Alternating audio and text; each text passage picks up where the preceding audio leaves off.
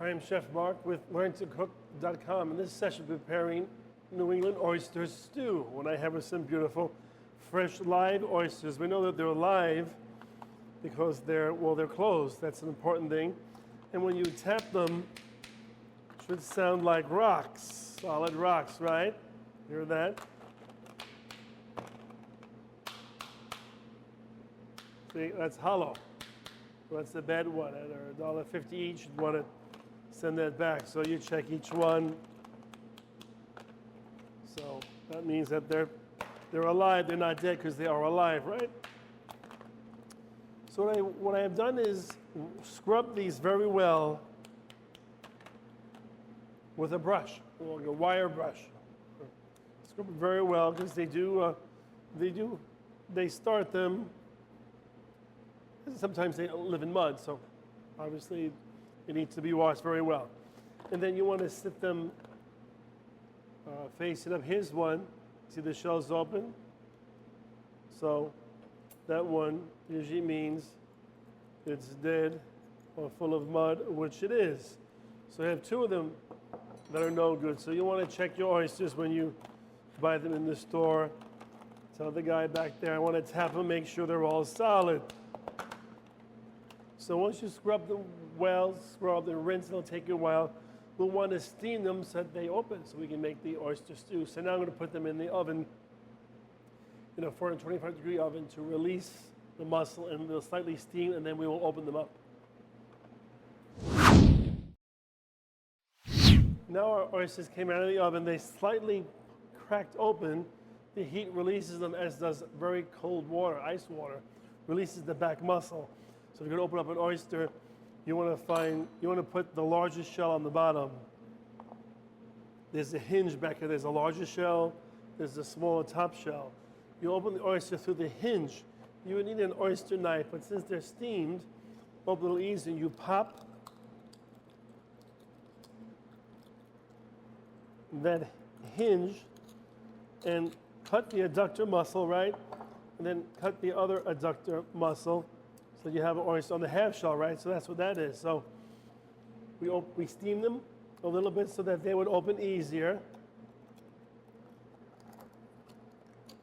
Then you can chill them if you want to serve them. There's a nice oyster on the half shell. They're beautiful. They're very high in zinc. And it's a bivalve, right? A crustacean has a shell on the outside. So you want to release the muscle so that the adductor muscle, though that's an oyster, so that I can then make my oyster stew. That oyster liquor, we call it. You don't want to lose that nice liquid that's in there, that sea flavor. So the top shell you discard. This one, I think, steamed open already, so we just snap that open.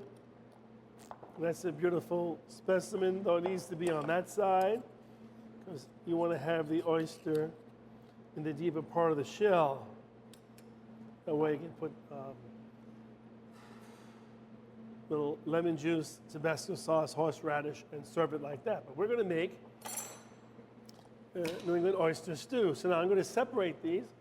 I'm actually going to put them right into my soup pot. I'll bring them over here in a few moments.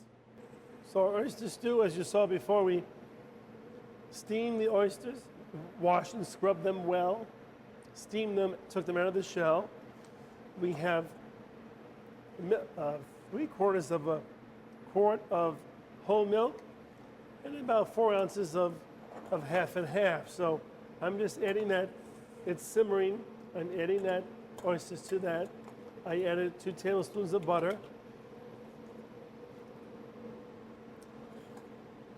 And I'm going to add cayenne pepper or Tabasco sauce. You can also add white pepper or black pepper to that. And it already looks wonderful. Those oysters cook in no time flat. Just let that simmer for a few moments. And then we'll serve them.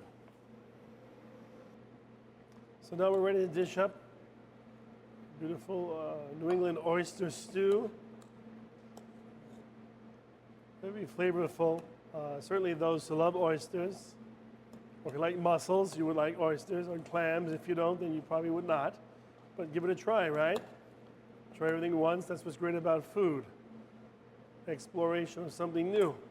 So the final garnish is some slivered green onions. And of course, you need to use oyster crackers. Here's where those come in handy. So there you are. Enjoy your beautiful New England oyster stew. Well, thanks for joining us today at learntocook.com. Be sure to comment and to subscribe.